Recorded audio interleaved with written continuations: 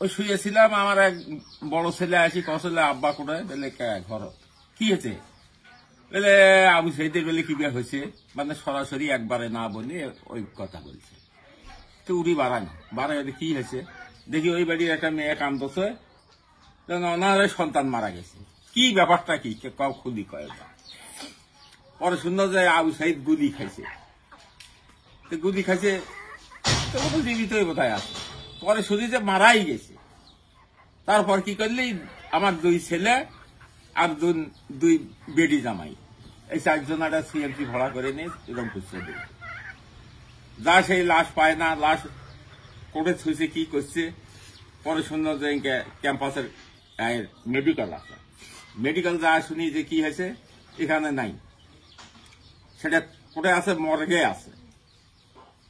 সেটা ফির লোক ধরে ওই ভার্সিটির প্রফেসরের ঘরে ধরে সেটা খোঁজ করে পরে বহু রাতের 2টার সময় সেই লাশ পাইছে। সেই লাশ কি হয়েছে যে বাড়ি কবর টবর হয়ে গেছে নাকি এলে শুনি লাশ দিছে, মিথ্যে কথাই বলছে যে সব রেডি। সেই লাশ নিয়ে আসতে আসতে 15-16টা পুলিশের গাড়ি সাথে আসতে আসতে রাস্তার ঠেক দিতে হয়, থুই মনে করেন যে 1 ঘন্টায় আটটা থুয়ে সেই লাশ আসছে 3টার সময় রাতে। আসি কি আর এততে করো না, এত করা সম্ভব নয়, এখন কালকে কি 6টার সময় করো, 6টার সময় কেন 8টার সময় মানে ঘুমোতে উঠে। পরে সেটা 8টার সময় মানিয়ে নিলি, নিয়ে সেই কবর টবর হতে মিলতে 9টা বাজলো। আর কি ওই কামেল মাদ্রাসা ফিলকির থেকে ওটা জানাজা করে দাফন করতে জি বলেন। সেই দাফন করা মানে 9টার দিকে দাফন করা হয়েছে। এই দাফন করার পরে সত্য দিকেছে, ওই তখন থাকি আর কেউ নেই। সরকারে কয়জন আসছিল পুলিশ সঙ্গে দাফনের জন্য? আগে সময় নিয়ে আসছিল কয়জন? গেছি হইতে টিয়ানো যত আছে পুলিশ, অনেক পুলিশ।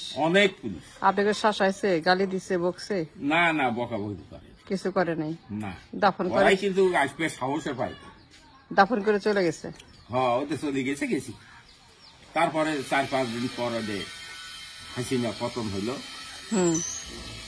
হওয়ার পরে মানুষের ঢল পড়ে গেল। এই যে এখন যে তত্ত্বাবধান সরকার হচ্ছে ডক্টর ইউনূস, তিনি আসার আগের দিনে এই যে রাস্তাটা হিয়ারিং করে দিছে।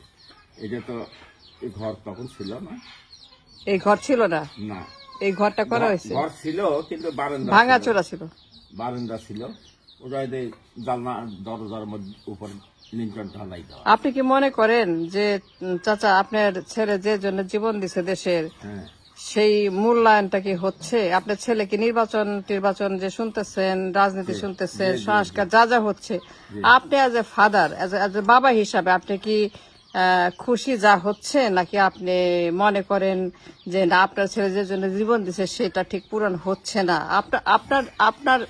আপনার কথা শুনতে চাই, মায়ের কথা শুনতে চাই। এখন পূরণ হওয়া হয়েই যায়। এখন এক পার্টির বিএনপি চায় যে তাড়াতাড়ি নির্বাচন দাও, আর দেশের হারে হারে সংস্কার হয় নাই।